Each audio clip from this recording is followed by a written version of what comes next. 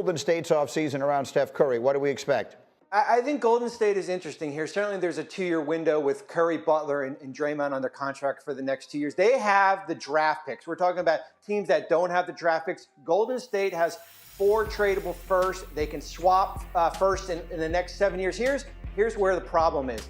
85% of their salary is comprised of Green, Curry, and Butler. Where do you have the contracts to go out and make a trade if it's available? Certainly, Jonathan Kuminga is going to be the wild card in all this, a restricted free agent. Do you resign him, to use him in a potential signing trade?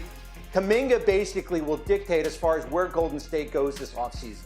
Jay Will, is there a path? Is there a path for Steph Curry, one of the most beloved players in NBA history, to make his way back to the biggest stage one more time? Hey, look, I think if you're Golden State, if you're Mike Dunleavy here, you go big fish hunting.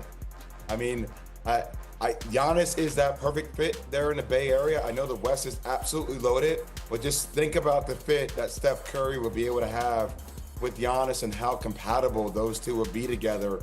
They have draft collateral. Obviously, you need to make moves and get under, but they've shown multiple times they don't care about going into the second apron or over the salary cap. I mean, that's what Joe Lacob does. And if there's a one way you could send off Steph Curry off into the sunset on the horse, that's with Giannis. Oh my God! Why are you making that face? Because that's the KD thing all over again. If you do something like that, Meaning they'd just be so good. oh my God! I mean, but Bobby, is there really an avenue? I know there's 4 first-round picks, but how much can you possibly spend in tax and everything else to get a guy like guy like that on that roster?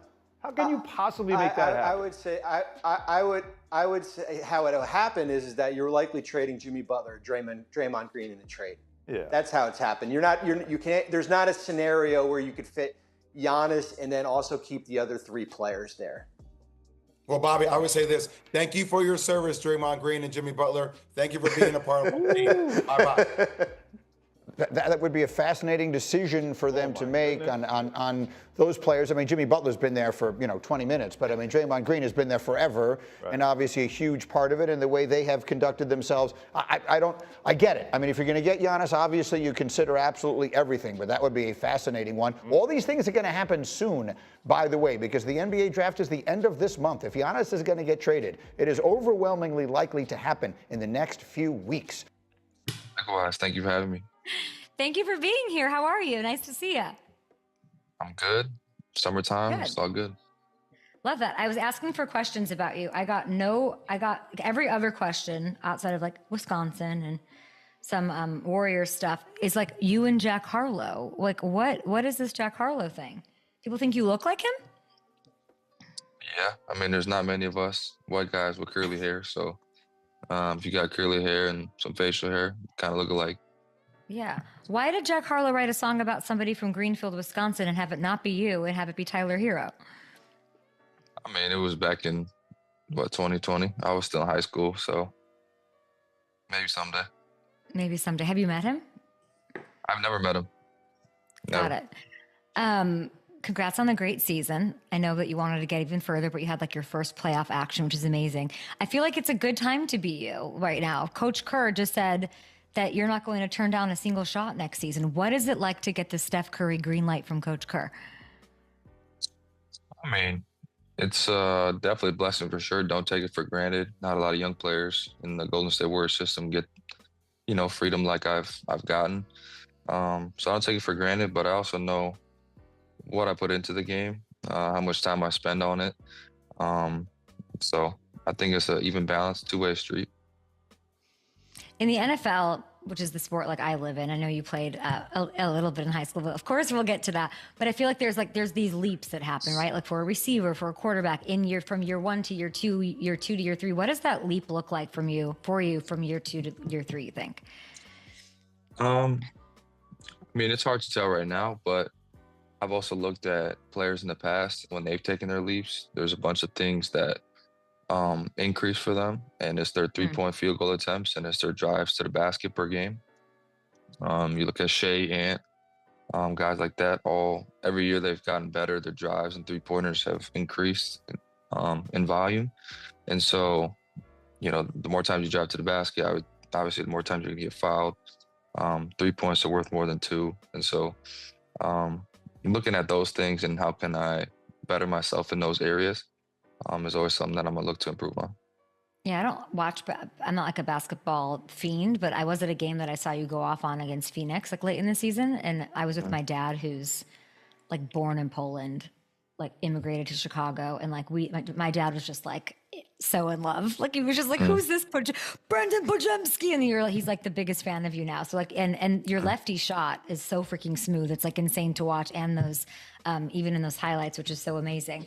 I saw this video just a couple minutes ago. They sent it to me. Something's going viral, or like it's making its rounds where like you weren't allowed into your own arena, locker room. What's going on here on these? Let's show this. Can you set the record straight on whatever might be going on here? They closed the garage door thing on you? Oh yeah, Minnesota. I think it was before. Might have been game 1 or 2. But Game 2. We had game 2, and we came in. Everyone else got let in. They just, I don't know if it was on purpose. It was probably an accident, but they closed the door on me, and it's a good meme, little joke to laugh about. That was clearly gamesmanship on Minnesota's side, right? Like that wasn't an accident. I mean, it's the playoffs, so nothing's really an accident now. We talked about just like the green light, obviously, Kerr giving you that, and you saying you worked really hard for it and earned it. Like I was going back and looking at your rookie season. I was going back this morning and like getting to know you a little bit since I don't know that much about you.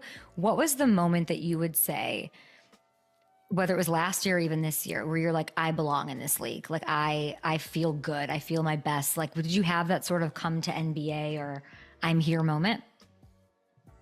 I think there were definitely a few. First game I ever played in when Draymond and Klay got ejected against the Timberwolves, and Steph was out. I got an opportunity at in-season tournament and got to play a lot of minutes that game. I think I played 39 minutes, and I just got to show kind of what I could do. Nobody really knew who I was. So that was a big game for me, at least my rookie year. And then just towards this back half of the season, really being confident in what I was doing. I felt really good out there. I thought you might say this game that you had, and you're from Wisconsin, you're from Greenfield, which is near Milwaukee. I'm sure you grew up, I'm guessing, a Bucks fan, yeah? Yes. You had like a really high scoring game against them your rookie year. Can you just like tell me what that possibly could have been like growing up as somebody who like watched Giannis and then you're out there like taking him on, like, and then you like turned up for that too? What was that game like? That had to be like, it had to be a highlight in your welcome to the NBA. Yeah, I mean, I always love playing Milwaukee, whether it's in Milwaukee or out here in San Francisco. But like you said, I saw Giannis get drafted. I was at a lot of games his rookie year and throughout his, development. And so to be on the same court as him, playing against him, competing, it's pretty cool. But it's also kind of a full circle moment for me, just because I played at Illinois and we played in Marquette, which is in Milwaukee. And I didn't play any minutes that game, and I had a bunch of people there watching me. And so to go back there my rookie year and, play well and play a lot in front of those same people, it was kind of like refreshing for me. Yeah, you crushed it. It's got to be so cool to see. I know Marquette, I know Milwaukee, I know Greenfield really well. There's like obviously the rumor mills, like whatever with NBA stuff. The idea of Giannis, like as a fan, not as a player, not as a, like in a vacuum, as like that little boy who's a Lancer watching, the rise of Giannis, like the idea of him not playing for the Bucks, getting traded, not finishing his career. They're like, what does that do to you? Where does your head go? I mean, it's the same thing with any, player like that. It's like Steph not playing for the Warriors. All guys who've cemented their legacy and, what they're about in this league with one team, you never expect it to change. The same with Luka in Dallas. Like the whole world is shocked because of the player he is. And you could see how they were building around him. But like I said, it's like any star in the league that stays with one team. You just expect them to be in one jersey, and anywhere else doesn't just seem right at all.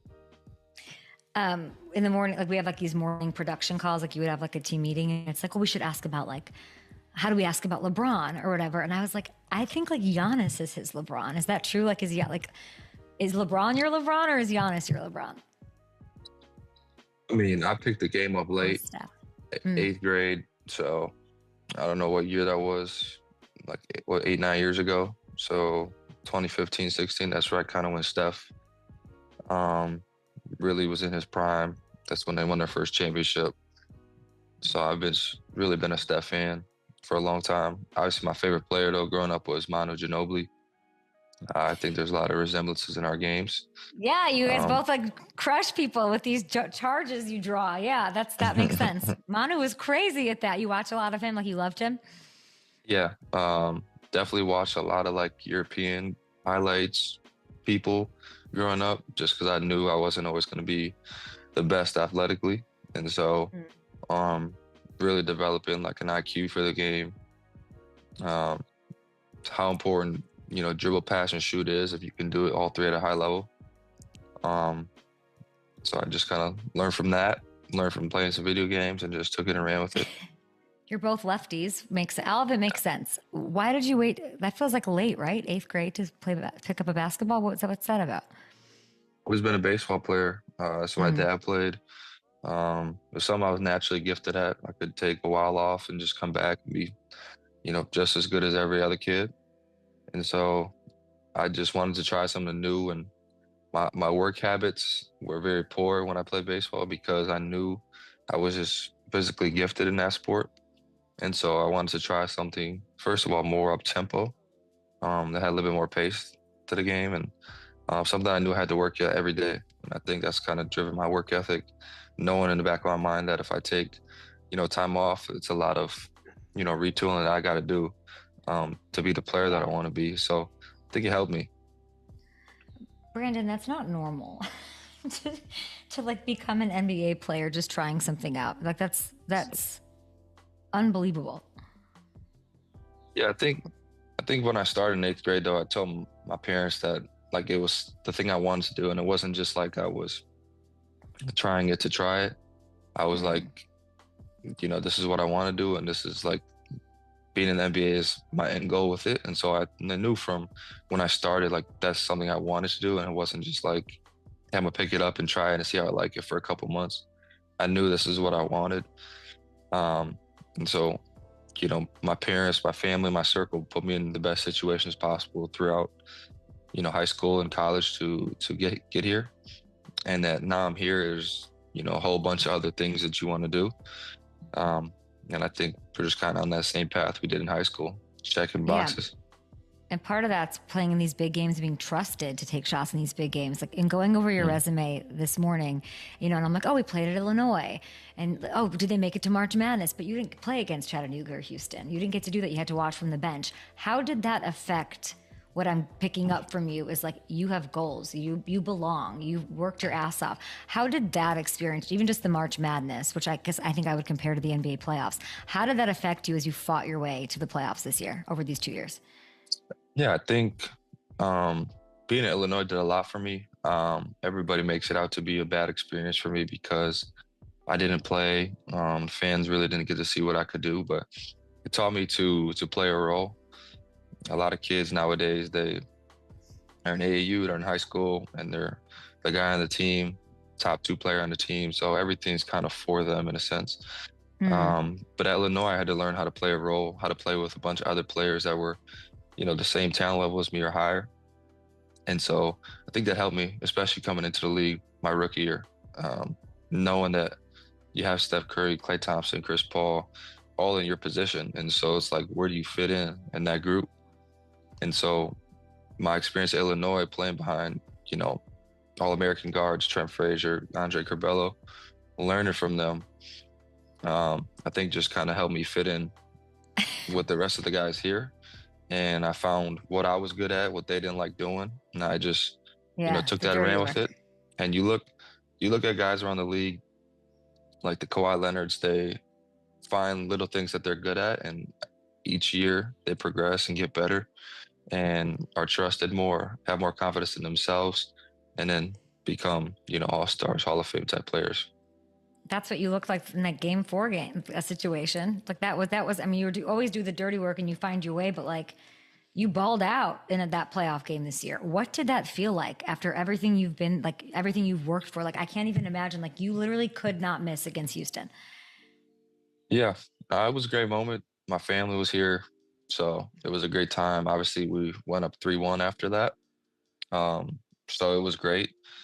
Um, but it's cool to know like what you can do, and when you're having a good game, what that can look like, and the thought process afterward is like, how can I replicate that all the time? Yeah. And I think that was a good learning experience for me in the playoffs in total. Of I had good games and I had some poor games. I had some in between games, but it's like, how do you do it for 82 games in the regular season and in the playoffs consistently, and that's what the great players, all-stars, do. You made your goals known in 8th grade, which is crazy to think about. Like, I can't even, that doesn't quite compute to me, but you did that and those were your goals, right? And you met them, you're meeting them. What are your goals now for, like, let's say the next, I mean, you're 22, right? Your whole career is ahead of you. What are give me like a couple specific goals I can manifest on for you. Man, I want to be NBA champion. Going through the playoffs, I think you don't realize how hard it is to win until you're out of the playoffs. If I'm gonna be honest with you, the first 4 games against Houston, we were up 3-1. I was like, well, if they're the second best defense in the league and we're up 3-1, like, why can't we beat anybody else? And we kind of just took, I wouldn't say for granted that we could win, but we easily could have put our best foot forward and won Game 5, I think, and then wouldn't have had to go 6 and 7. But I think winning in the playoffs and winning a championship is definitely like some on top of my list. I've always said it before, but now that I've been through the playoffs and I've seen how hard it is to win, that's something I want to do. Obviously, I want to be an all-star, as soon as I can be. Whether that's with Steph and them here or it's when they're done. I want to do that. Want to be an Olympian in 2028. It's definitely something I have my sights on. And I just want to be a household name. Yeah. Somewhere where it can be me and another bunch of guys, win the championship. That'd be kind of ideal for me. You keep saying this, Steph not being their thing, and I just can't. I need you to not allow that, Brandon. Like, when he's saying all this stuff about like his golf and his media, like what are you doing to keep him in the NBA? I'm putting it on you, Brandon. I think that for him to know that he got some young guys that's willing to help and that can, relieve some pressure and some stress for him throughout the year. Obviously, he's getting older. So is Jimmy and Dre. And so for them to know, like, hey, we got a little young core group of guys that can win us some games out the 82 when they might not have their best night or need to take some nights off. I think that helps them because, like Draymond said, the back half of the season this year, post All-Star break, it seemed like every game was a playoff game for us because we were fighting an uphill battle because we was in 11th before we got Jimmy. And so it just, it took a lot out of you. February, March, April, always trying to win games, not having them games where the end of the season, the last 5 games, you're a top 2 seed, you can rest your starters and let the bench play. Every game we're trying to win all the way up until, the playing game against Memphis. When I watch him, and I'm blessed to have seen him in person a couple of times, and you, of course, your whole team, it's just like magic. Like, it's just, he's like a star. And like, you've gotten to play with him. Like, obviously you're saying like your entire career, college career prepared you for that. What does a world look like for you? Like, when you think about like entering the facility, when they let you in because it's yours, like what does the locker room, what does the court look like, the bench, like without Steph there eventually? Like what is that? What does that feel like when you visualize that? I mean, for me, it doesn't look any different. I think it was just the same way in Game 5 when we played without him. I mean, at the end of the day, you're gonna have to figure out how to make it work. Is it gonna look the same ever? No, because no one's him. And so you just find a way. It's going to look a little different. The fans, they got to know it's going to look a little different. But, that's what teams are for. You find ways to make things work. And I trust, and I know everybody else in the Warriors organization trusts that everybody's going to get better. And like I said, things will look a little different, but we're going to figure it out. Jonathan Kuminga's offseason decision is going to have a huge impact on the Golden State Warriors. But even though the noise around the Warriors guard is deafening, it doesn't seem to be getting through to him, since the restricted free agent guard has disabled comments on his social media posts. Kuminga has been at the forefront of both trade and offer sheet rumors, since the 7th pick of the 2022 NBA Draft is Golden State's most important player without a contract for 2025 to 26. Unsurprisingly, Golden State reportedly offered him a $7.9 million tender, which means he is likely headed to restricted free agency where the Warriors can match any offer sheet he signs. Still, the Warriors, who have 10 contracts for 2025 to 2026 and $35 million in space to stay below the NBA's dreaded second apron, may end up losing Kuminga if they choose not match an offer sheet from an opposing team like the Brooklyn Nets. Kuminga went on an Instagram posting spree Sunday by sharing 2 different photo montages of his recent workouts, both in the gym and on the court. Yet, when Warriors and NBA fans alike, or anonymous online trolls, tried to comment on those pictures, they were brutally rebuffed by Instagram's privacy policy that allows users to limit or disable comments entirely. Fans who may want to go back in the archive and comment on Kuminga's old posts saw the same message. Even though he is a public figure with a public account and therefore does not keep users from seeing his pictures unless they follow him. Kuminga also disabled messaging on his Instagram stories too. Maybe Kuminga was getting aggressive messages from fans of rival clubs, or simply wanted to keep the trolls at bay. But if you're trying to reach him, it might be tricky. Kuminga has had consecutive double-digit point seasons, so his potential free agency is coming at a key time for him. But the Warriors' decision to wait for rival clubs to make their offers then determine if they can match is controlling their offseason, according to former NBA executive turned ESPN analyst Bobby Marks. If the Warriors pull off a sign and trade, they will end up with cap space or potentially an impact player that can positively affect their roster. But the sign and trade could also keep the Warriors from acquiring full value based on some salary cap-related bureaucracy. Only 50% of Kuminga's outgoing salary is used in a trade, not the full amount. For example, if the salary in the first year is $30 million, $15 million counts as outgoing salary, and $30 million is incoming for the acquiring team. Marks wrote on ESPN.com on Monday. Golden State is also $25 million below the first apron. It would not be allowed to trade for a player earning more than that amount unless additional salary is included.